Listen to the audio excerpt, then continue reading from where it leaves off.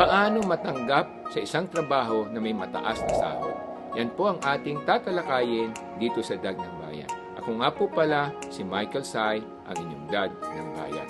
Ng bayan ay lagi niyong kakampi. Tutulungan ka at hindi hahayaang maapi. Marami sa ating mga kababayan ang naghahangad na matanggap sa mga trabaho na mataas ang sahod. Pero ano ba yung mga katangian? Bibigyan natin ng 5 katangian para mas madali kang matanggap sa mas mataas na sahod na trabaho.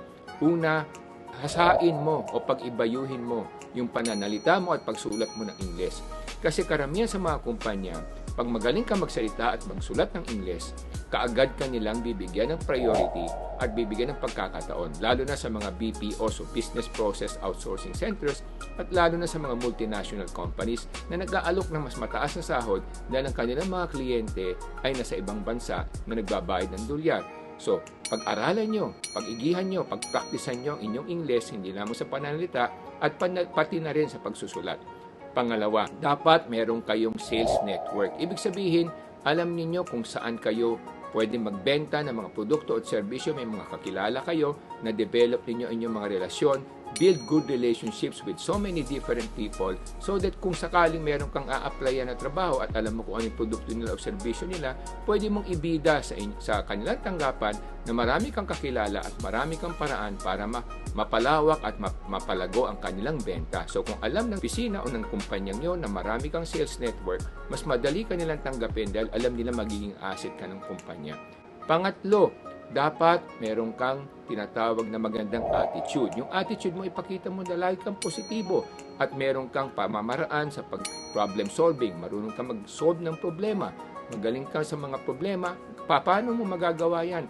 Mag-aral ka, aralin mo kung ano-anong mga problema ng iba't ibang kumpanya at industriya at ipakita mo na sanay kang maglutas ng problema at marunong kang lumutas ng problema. Pag naipakita mo yan, hahangaan ka rin ng kumpanya at mas lalo ka nilang bibigyan ng pagkakataon na matanggap sa kanilang tanggapan. Pang-apat, dapat kung ano man yung skills mo, kunyari accounting man yan, o kung sakali man sa engineering, o kung sakali man sa production, o kung sakali man sa mga construction, ipakita mo na meron kang sapat na kaalaman at hindi lang kaalaman. At inaral mo rin kung ano-ano yung mga iba-ibang pamamaraan para mapaganda yung trabaho mo. Kasi nga sinasabi natin, if you are the best in your skills, mas madali kang bigyan ng magandang sahod at mas magandang trabaho. Huwag ka lamang maging pangkaraniwang karpintero o tubero. Maging magaling kang karpintero at tumbero at aralin mo kung paano mo lalo mapapaganda o mapag-iiba yung iyong trabaho. Panglima, of course, napakahalaga din kung meron kang mga tinatawag nating government experience or government relationships. Ibig sabihin, may mga kilala ka sa pamahalaan para na sa ganun kung yung kumpanya may problema o suliranin o may issue, makakatulong ka, marunong ka mag-liaison at marunong kang tumulong sa kanila sa mga problema nila sa iba't ibang sangay ng pamahalaan. Lalo na dito sa ating bansa na bawat kumpanya ay maraming proseso na dinadaanan sa iba't ibang sangay ng pamahalaan.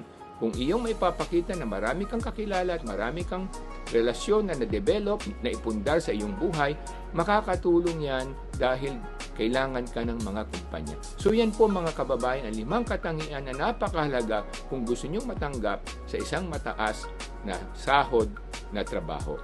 Yan lamang po mga kababayan. Ito po si Michael Sai, ang inyong Dad ng Bayan. Yan.